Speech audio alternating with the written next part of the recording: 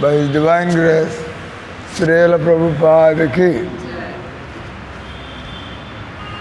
Yaryavayam maya takta lokoyam nastamangala bhavishyatya tirasado kalinapi nirakruta.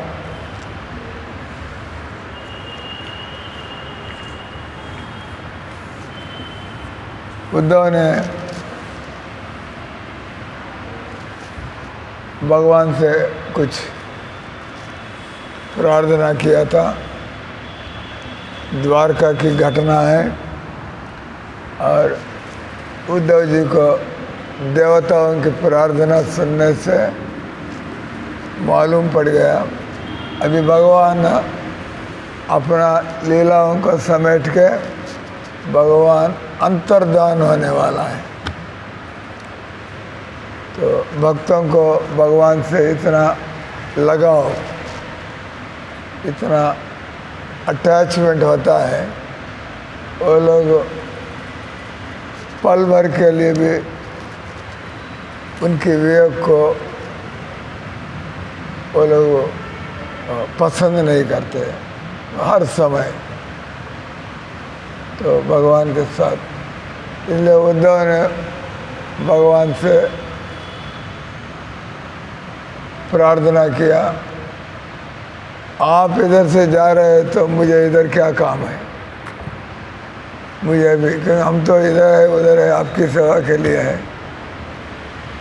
अब इधर है उधर है, जो सोचता है भगवान से अलावा कुछ काम होता है इसमें वो आदमी भ्रांति जीवन में है।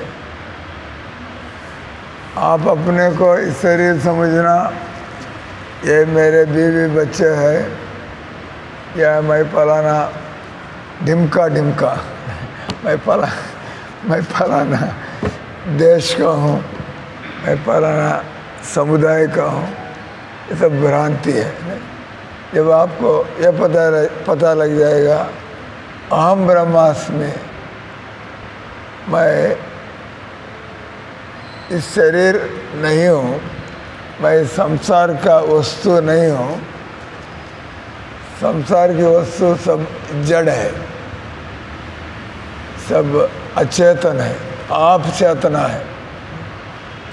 तो इसलिए आपको जितने भी असुविधा हो रहा है, खेद हो रहा है, दुख हो रहा है, समस्या हो रहा है, क्योंकि हम लोग अपने जगह से बाहर है। You are in a foreign environment. मछली को पानी से निकालो, गिड़गिड़ाता रहेगा। आदमी को पानी में डुबो के रखो। मछली को पानी अच्छा है, आदमी के लिए पानी में रहना बहुत खतरनाक है। कितने समय डूबे रह सकते हो, कितने समय तैर सकते हो, कब तक रहोगे, हम आराम से बैठा है, लेकिन पानी में हमको क्या आराम मिलेगा। इस प्रकार से इस संसार में सभी लोग, वो मछली हो, वो पक्षी हो, वो जानवर हो, आदमी हो, कोई भी इधर, क्योंकि हम लोग कुछ पराये देश में है, हम लोग अपने जगह में नहीं है। इसको प्रभुपाद जी के शब्दों में making good out of bad bargain, making good out of bad bargain. हम इधर आना बहुत बुरी सौदा है, हम इधर आना बहुत बुरी, हम इधर आने का चुनना, इधर आने का, उठ जाओ, हम इधर आने का फैसला करना। कभी लोग सोचते हैं भगवान हमको इधर भेजा है, ऐसा होता है क्या? भगवान आपको इधर भेजा है क्या आप आए हैं? बोलो, आप आए हो या भगवान आपको भेजा है? आप आए हैं। भगवान आपको भेजा है तो वापस क्यों बुला रहे? भगवान ने आपको इधर नहीं भेजा है। शायद कुछ एक नित्य मुक्त लोगों को भगवान भेजते होंगे, जैसा प्रभुपाद जी को भगवान ने भेजा है, प्रभुपाद जी को गुरु महाराज को भी भगवान ने भेजा है कि नहीं? तो अपने इच्छा से आ गया। आप इधर अपने इच्छा से आए हैं, इसलिए आपको परेशानी है इधर, क्योंकि आप अपने इच्छा है तो भोगो, झेलो जो है। आपको कौन आने के लिए बोला इधर? तो भगवान आपको भेजा है तो आपको सब दिशा में सुख ही सुख महसूस होता है। भगवान ने आपको इधर भेजा हो।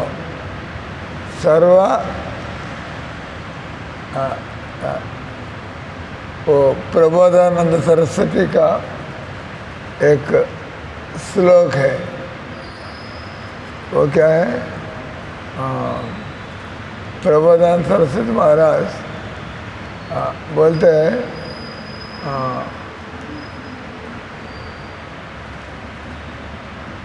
इस संसार का सुख एक कल्पना है, विल वो विश्व बोलते हैं। मुझे वो श्लोक याद आ जाएगा, मैं बोलूँगा, लेकिन ये बोलते हैं त्रिदशपुर आकाश पुष्पायते। तो आकाश में पुष्प थोड़ी होते हैं क्या? आकाश में प्रतीत होता है, जब बादल ऐसा ऐसा दिखता है तो आपको हाथी दिखेगा, आपको फूल दिखेगा, आपको कुछ दिखेगा, लेकिन आकाश में मात्र आकाश है और बादल है, तो उधर कोई वस्तु नहीं है। तो त्रिदशपुर कैवल्यम नरकायते। लोग भगवान के धाम की कामना नहीं करते, मालूम नहीं तो क्या कामना करेगा? आप भगवान के धाम के निवासी हैं, लेकिन आपको ये बात पता नहीं है, तो इधर से आप परेशान हैं, बस मैं भगवान में लीन हो जाऊंगा, बस मैं, क्योंकि उधर का जानकारी तो है ही नहीं, इधर आना पसंद नहीं है, इधर आना पसंद नहीं है, और किधर आना जानकारी नहीं है। तो इसलिए आप सोचते मैं सब जगह ब्रह्म ज्योति में मैं लीन हो जाऊं, या मैं भगवान में लीन हो जाऊं। तो ब्रह्म ज्योति भगवान के शरीर का आभा है। तो आभा का मतलब एक कण है, इसको हम बोलते हैं ना, ये सूर्य प्रकाश की किरण, किरण में बहुत कण होते हैं, जब लगातार कण आता रहे वो एक किरण जैसा दिखेगा, लेकिन हर आदमी हर अपने आप में एक कण है। जैसा प्रभुपाद जी का ये महसूर उदाहरण है। हमको लगता है शरीर बढ़ रहा है, शरीर बढ़ रहा है, शरीर बदल रहा है, शरीर बदल रहा है, शरीर बढ़ रहा है। हमारा शरीर नहीं बढ़ रहा है, हमारा शरीर घट रहा है, आपका शरीर भी शायद घट रहा है। तो इसका मतलब कभी इन बच्चों का शरीर ये बढ़ रहा है, ये बढ़ रहा है, अब हमारा शरीर, इसका मतलब 20-25 साल तक शरीर बढ़ता है, 25 साल के बाद शरीर घटना शुरू हो जाएगा। आप आजीवन के लिए ये नहीं कह सकते शरीर बढ़ रहा है, नहीं, शरीर बढ़ना, शरीर घटना। और स्थायी रहना, जिसको हम षड विकार बोलते हैं। षड विकार शरीर का काल के प्रभाव में शरीर में षड विकार दिखते हैं। ये क्या है? जन्म लेना, हम इधर नहीं थे, अब तो पहुंच गए इधर, इसको बोलते हैं पहले विकार शुरू हो गया। आत्मा इन विकारों से गुजरना जरूरत नहीं है। आत्मा, क्योंकि आत्मा के लिए शरीर एक जैसा खोल है, एक चौड़ा है। शरीर एक चमड़े की थैली है, तो लेकिन आप इस चमड़े की थैली में आप सड़ना गलना जरूरत नहीं है कि नहीं? नहीं है, ज़रूरत नहीं है, बस हमने चुना है। इसलिए आप कुछ भी होता है, भगवान तुमने मुझे ये क्यों किया नहीं पूछना है। आप दोष अपने को लगाना है। एक वो भजन है ना, हम पीछे गा रहे थे, अवतार सारा गौरावतारा कहना ना बाजिल तारे करनी रे वासा गेला न प्यासा अपना कर्म फेरे। आप अपने कर्मों की वजह से ये नहीं सबका स्वास्थ्य खराब है, नहीं, सबका स्वास्थ्य कुछ ना कुछ समय खराब होता है, लेकिन किसी को पहले से खराब होता है, किसी को तो देर खराब होता है, और कुछ समय के लिए शायद खराब नहीं है जैसा लगता है। तो ये बोल रहे खरी नहीं रहे वासा गैला ना प्यासा। ये तो एक समुद्री तट पर बैठा हुआ आदमी का ये उद्गार है। वो बोल रहा है खरी नहीं रहे वासा, मेरे चारों तरफ पानी पानी है, लेकिन गैला ना प्यासा, क्योंकि समुद्र के पानी इससे आपका प्यास क्या बुझेगा। रसोयम अपसु कौन्तेय, भगवान जो आप मीठा पानी पिएंगे, आप सादा पानी पिएंगे तो आपकी प्यास बुझेगा। तो आप घी पिएंगे तो प्यास कैसा बुझेगा, आप खारा पानी पिएंगे तो प्यास कैसा बुझेगा। तो इस प्रकार से हम लोग अवांछित स्थान में आ गए। इसलिए लिखा होता है, हम बॉम्बे में इस्कॉन मंदिर है, ये समुद्र के तट पर है, पैसिफिक ओशन। बॉम्बे के जो साथ जो समुद्र है उसको पैसिफिक ओशन बोलते हैं। हमारा ओशन, हमारे नेल्लूर के साथ जो ओशन है इसको क्या बोलते हैं? प्रताप रुद्र बोलते हैं, ज्ञान को माया बोलते हैं। ये बोलते हैं माया को, क्योंकि हमको क्या जाना है क्या समुद्र है, तो हमको इतना पता है समुद्र है, उसका नाम जानने की क्या ज़रूरत है। तो इस समुद्र को बंगला अखाड़ा बोलते हैं, बंगला अखाड़ा, तो अरेबियन सी। तो उधर बॉम्बे में हम कभी भ्रमण के लिए जाते थे, उधर लिखा हुआ है आप इधर साहस मत करो, आप इधर के जो समुद्र स्थान है ये खतरनाक है, क्योंकि कभी अचानक गहरा हो जाएगा। तो आप सोचेंगे मैं तट के पास ही घूम रहा हूँ, अचानक तो उधर अचानक उधर 50 मीटर गहरा है, तो हो गया। तो आप छटपटाएंगे, मर जाएंगे। इसको बोलते हैं फॉरेन प्लेस, अपना स्थान नहीं है। तो आपका हर समय किस पल में क्या होगा, कब क्या होगा, लेकिन आगे पीछे तो होगा ही, आगे पीछे तो होगा ही। तो इसलिए इधर बताया जा रहा है आज के श्लोक में, उद्धव इधर रहना नहीं चाहता है,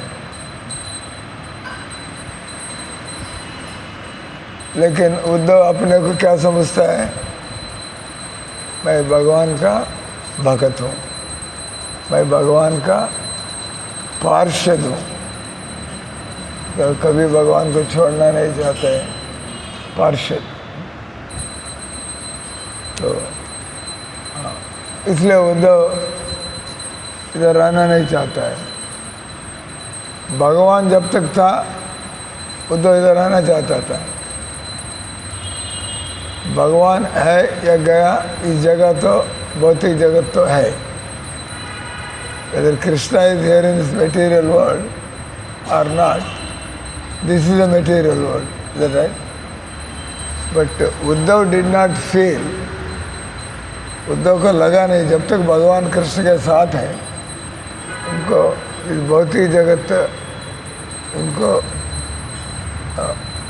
इसका असली चेहरा उनको दिखाई नहीं पड़ा, क्योंकि वो कृष्ण चेतना में था। अब भगवान कृष्ण जा रहे हैं, अब काम किसके लिए करे, इसलिए अब भगवान कृष्ण बता रहे हैं मेरे लिए दो प्रकार की सेवा है, प्रत्यक्ष भगवान की सेवा और भगवान के लिए परोक्ष में भी सेवा होता है। तो प्रत्यक्ष सेवा इसको वापु की सेवा बोलते हैं। भगवान है, भगवान ये काम बोला, वो काम बोला, भगवान के खुद के लिए, भगवान के लिए ये चाहिए, वो चाहिए, तो आपको आनंद का अनुभव मिलेगा। भगवान काम में लगे रहते हैं। तो लेकिन भगवान चले गए, अब इसलिए हम लोग भी उसी हालत में हैं। हम लोग भी, भगवान है हमारे बीच में है नहीं, लेकिन हम लोग बेचैन तो है ही, हम लोग तो परेशान तो है ही, हम लोग असंतुष्ट तो है ही, हम लोग रेस्टलेस, हम लोग हैं। तब उद्धव, इसलिए उद्धव को भगवान ने जो कह रहा है उसको हम सुनेंगे तो हमको भी रास्ता मिल रहा है। भगवान तो बोल रहे उद्धव को, उद्धव भगवान की अनुपस्थिति में, एब्सेंस में रहना नहीं चाहता। तो भगवान बता रहे हैं वो नहीं रहे, लेकिन वो फिर भी कृष्णा कॉन्शियस रह सकते हैं। जैसे गुरुजी साथ है, गुरुजी साथ नहीं है, लेकिन एक ऐसा तरीका है, गुरुजी साथ ना भी हो फिर भी आप गुरुजी हर समय साथ है, ऐसा आप अनुभव कर सकते हैं। वो कैसा, भगवान हमारे साथ हर समय है, ऐसा अनुभव कैसा प्राप्त कर सकते हैं। गुरु एक जगह तक टिकेगा नहीं, गुरु तो भगवान ने जो काम दिया है उस काम में वो घूमता रहता है, वो चलता रहता है, करता रहता है। तो अब उद्धव को वापु की सेवा, वापु की सेवा मिलने नहीं जा रहे, लेकिन वाणी की सेवा, भगवान का आदेश पर चलोगे, गुरु के आदेश पर चलोगे, तो आप गुरु साथ होते हुए उनको आदेश को पालन नहीं करेंगे। क्या आप गुरु के साथ है क्या? गुरु पास है, लेकिन आपको अपना विचार है, अपना स्वतंत्र विचार है, तो गुरु के साथ रहकर भी आपने क्या पाया है? गुरु साथ नहीं है, लेकिन आप बड़ा सावधान से उनके उपदेश को आपने अपने दिल में धारण कर रखा है, तो आपको कभी ऐसा महसूस नहीं होगा। क्योंकि पता है भगवान कृष्ण उन लोगों को संभालते हैं जो गुरु के आदेश को भूलते नहीं। भगवान उन लोगों को संभालते हैं जो गुरु धारण किया लेकिन उनको आदेशों को तो आप अपने प्लानिंग करना पड़ेगा, और क्या करेंगे? जब गुरु जी के आदेश पर नहीं चलते आपको अपना प्लानिंग चलेगा। अपना प्लानिंग का मतलब माया। अपना प्लानिंग क्या होता है? हम सब इसलिए हम बोलते हैं कृष्ण भगवान के प्लान को साथ दो, kindly cooperate with the plan of Krishna. गुरु का अपना प्लान होता है क्या? गुरु भगवान के प्लान को अपनाते हैं, इसलिए हम गुरु के उपदेश को लेते हैं। हम लोग परोक्ष रूप में भगवान के प्लान पर ही चल रहे हैं हम लोग ने। तो इसलिए अब उद्धव को सिखाया जा रहा है भगवान तो किसी के पास सदा के लिए नहीं रहेंगे, तो हम लोग भगवान की धाम जाएंगे, उधर भी 24 घंटे भगवान आपके साथ रहेगा क्या? नहीं, भगवान गाय चराने के लिए भागवत में हम पढ़ते हैं गोपियों को कितना विरह हो रहा है। क्या है? भगवान अब गोचरण के लिए अपना क्या अष्टकालीय लीला में वो शुरू होता है प्रदोष लीला, शाम का लीला प्रदोष लीला, इसके बाद निशांत लीला, इसके बाद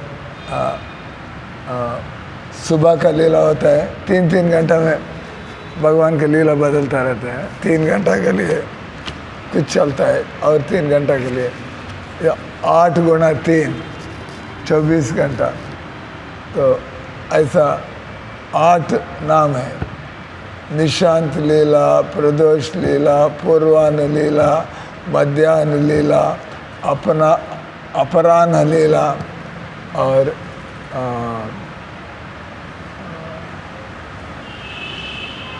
जो भोर में प्रदोष लीला को संध्या समय को प्रदोष लीला बोलते हैं। और 8 नाम है। तो इसलिए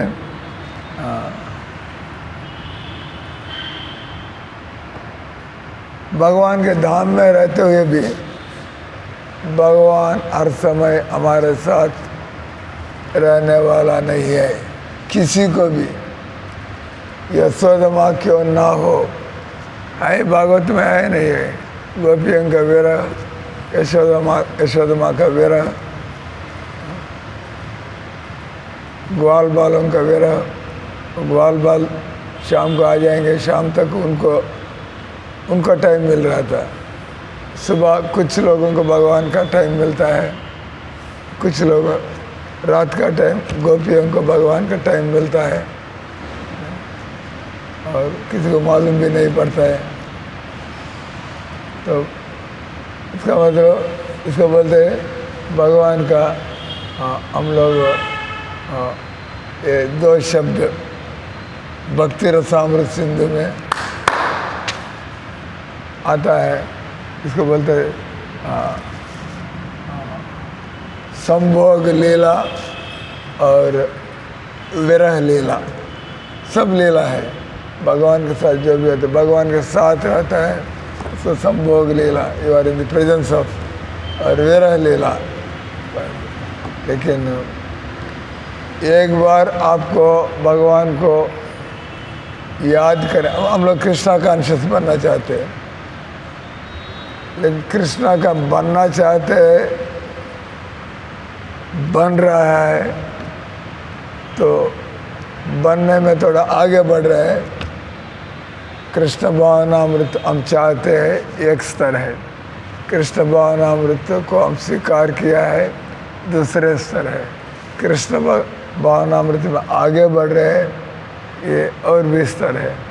तो क्या आप कृष्ण भावनामृत हो चुका है क्या, ये और बात है ना, ये और बात है।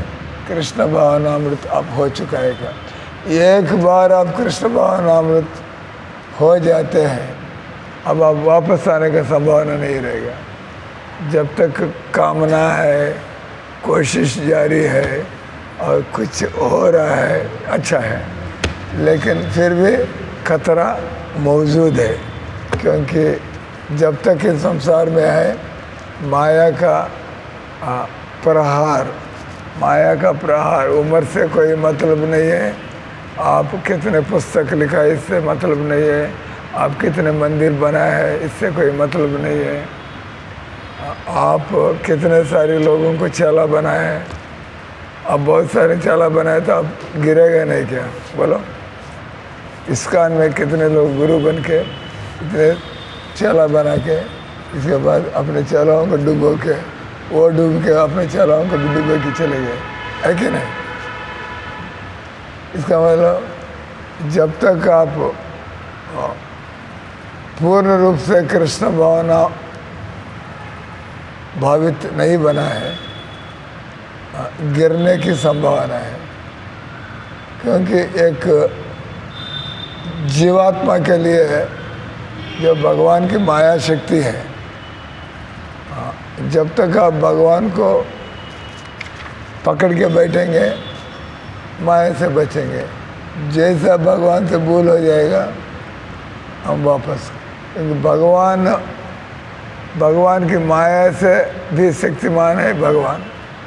तो भगवान की माया, भगवान की शक्ति, और भगवान के कंट्रोल में भगवान की शक्ति रहती है कि नहीं? भगवान की शक्ति, लेकिन हम है भगवान की शक्ति से, शक्ति को हम टाल नहीं सकते हैं, भगवान की माया शक्ति से बच नहीं सकते हैं। दैवी ऐसा गुणमयी मम माया दुरतया मामेव ये प्रपद्यन्ते मायाम यथाम।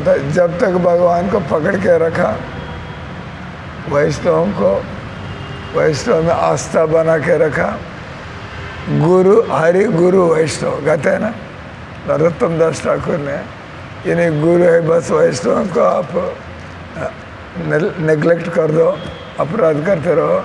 अपने गुरु महाराज, गुरुदेव, गुरु महाराज जी, गुरु जी, लेकिन वैष्णव को आप इतना ही आदर के साथ वैष्णव के साथ नहीं रहते हैं।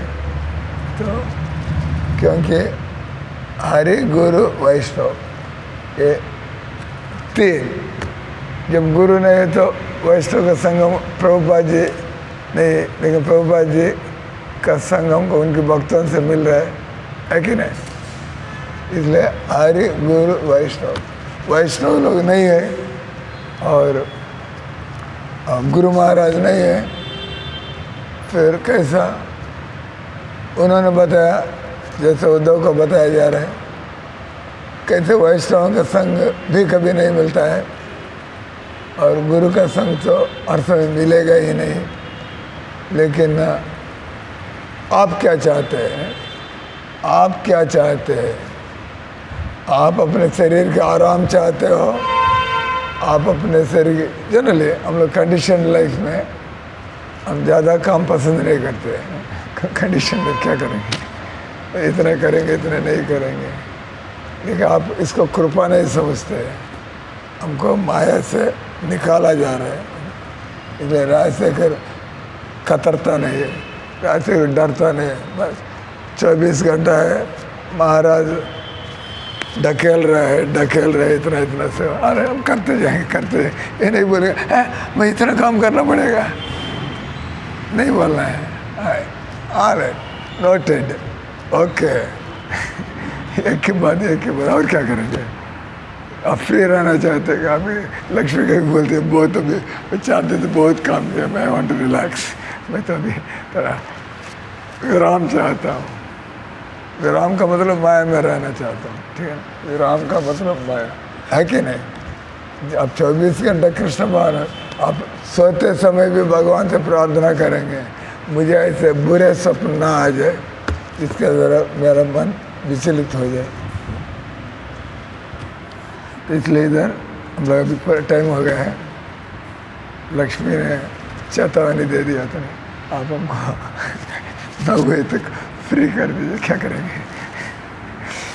अभी तो बहाना है, जन्माष्टमी की सेवा में चलना है। Okay, I will just read and finish the class. भगवान उद्धव को संबोधन करे, ये महामन उद्धव, महामन भगवान संबोधन, हमको भगवान नहीं कह रहे हैं, महात्मा, लेकिन भगवान उद्धव को संबोधन कर रहे हैं। निकट भविष्य में मैं इस धरती को मैं छोड़ दूंगा, तब कली का पूरी चलेगी, प्रभाव चलेगी। अब लोग सारे पुण्य काम छोड़ना शुरू कर देंगे। हम कृष्ण भावनामृत में नहीं हो तो हम लोग गंदे माड़ा काम करते रहेंगे। जैसे जैसे भगवान की याद बनी रहेगा हमारे अंदर सावधानी आएगा। भगवान कृष्ण का योजना है उद्धव को अपने धाम ले जाने का, लेकिन थोड़ा देर के बाद। उद्धव एक योगा रूढ़, एक बड़े चढ़े आध्यात्मिक व्यक्ति है। वो भक्तों के गुणों से मंडित है, इसलिए भगवान उद्धव का प्रचार लोगों के ऊपर बहुत असर डालेगा। ये बात है, उद्धव को भगवान क्यों रखना है, हम भी प्रचार करें, आप भी प्रचार करते हैं, लेकिन लोगों के ऊपर कोई असर नहीं है। लेकिन जो भक्ति में पूर्ण रूप से जो स्थित है, ऐसे व्यक्ति जो बोलने लगेगा तो फिर दूसरों के ऊपर असर पड़ेगा, प्रभाव पड़ेगा। इसलिए भगवान कृष्ण चाहते हैं उद्धव तो मेरे पास तो आएंगे ही, लेकिन उद्धव का उपस्थिति का लाभ संसार को मिलना चाहिए। तो जो लोग भक्ति में एडवांस नहीं है, वो लोग खुद भटकते हैं, वो लोग दूसरों को भक्ति क्या देगा। लेकिन भगवान उद्धव को आश्वासन दिलाया है, तुमको मेरे विरह का अनुभव नहीं मिलेगा, क्योंकि उद्धव अपने मन इंद्रियों का पूर्ण रूप से उन्होंने जितात्मना, उन्होंने जीत लिया है। जितात्मना पढ़िदर श्लोक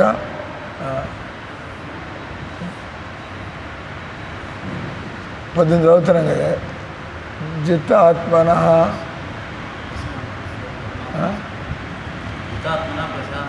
प्रशांतात्मा, करेक्ट, जितात्मना प्रशांतात्मा परमात्मा समाहिता। तो उद्धव अपने इंद्रियों के उन्होंने इंद्रियों को पार किया है, इसलिए वो भगवान को भूलने वाला नहीं है। 3 गुणों का प्रभाव नहीं रहेगा उद्धव के ऊपर, तो भगवान खुद बोल रहे हैं। इस प्रकार से उद्धव वापस लौटने के पहले उनको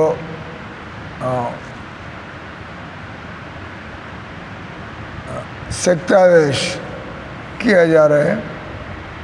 तो कुछ भगवान की खास मिशन पर उद्धव को लगाया जा रहा है।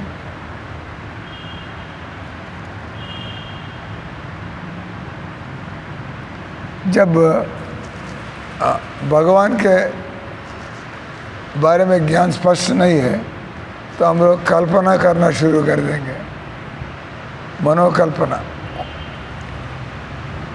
इसलिए सुरक्षित सुनिश्चित मार्ग यह है, कभी वेद ज्ञान को हम मनोकल्पना से समझने के लिए कोशिश नहीं करना चाहिए। आज के समय में खास पाश्चात्य देशों में हजारों बुक्स, हजारों विषयों पर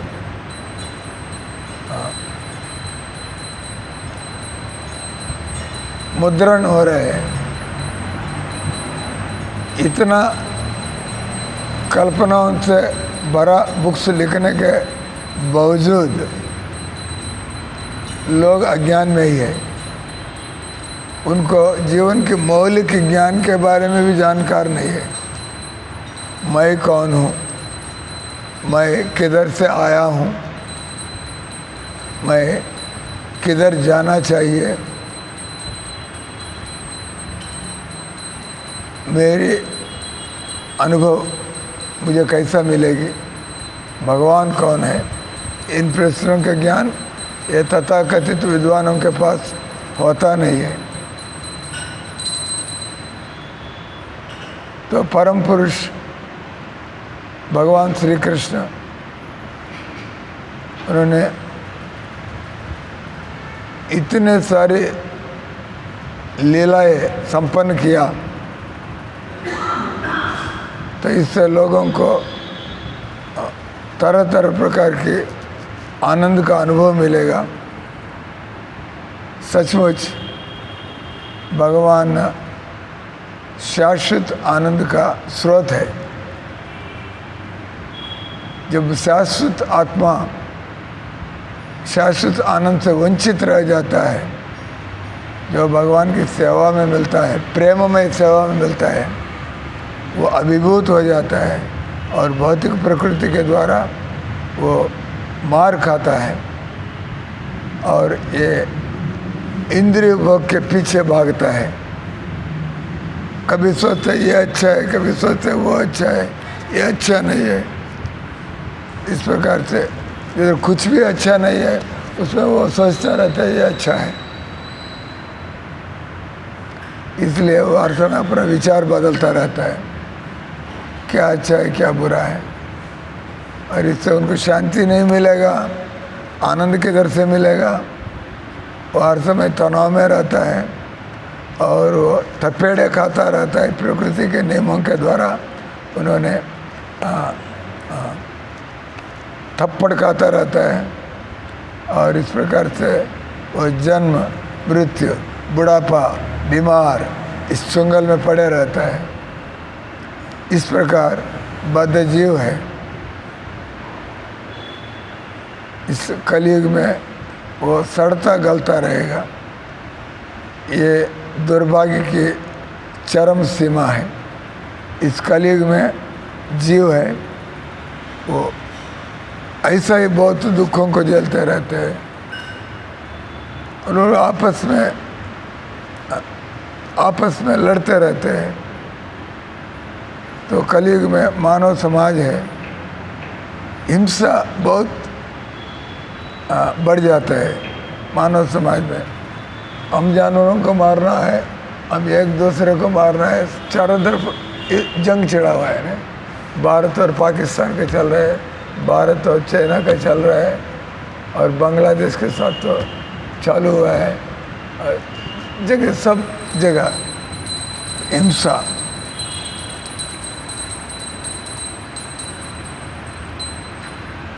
और लोग बुछड़खाना खोलते हैं और अनगिनत जानवरों को मारते हैं और युद्ध की घोषणा करते हैं और युद्ध में लाखों लोग कीड़े मकोड़े जैसे मरते हैं। हरे कृष्णा। आज मोदी साहब वो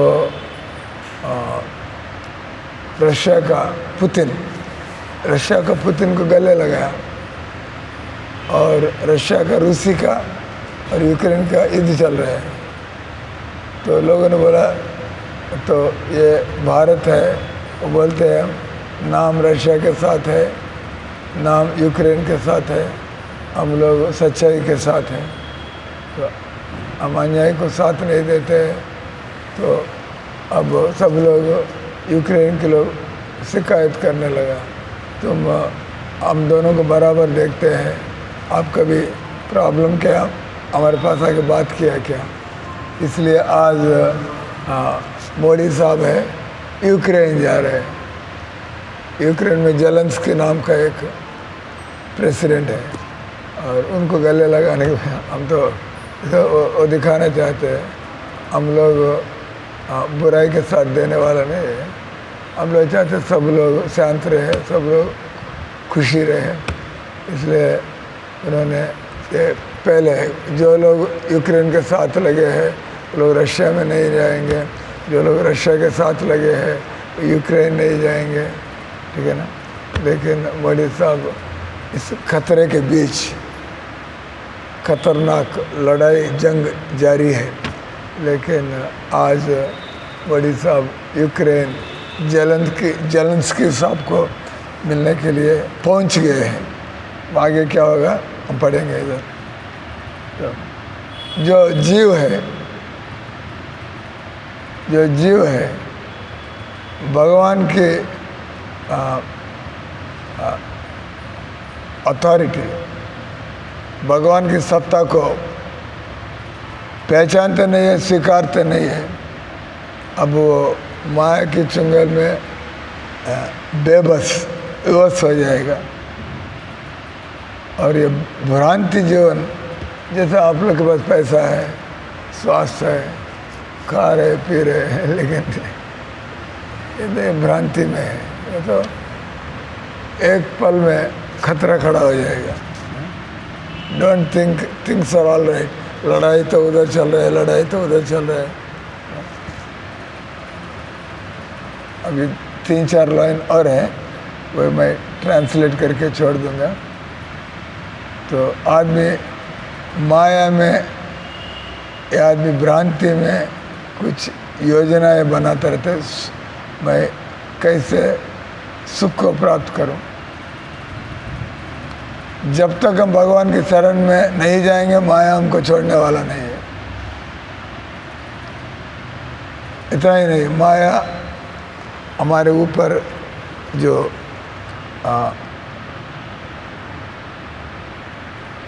हमारे ऊपर जो ये है वो बढ़ाते ही जाएगा, क्योंकि हम जैसे प्लान्स बना देते हैं माया हमारे ऊपर अटैक करता ही रहेगा।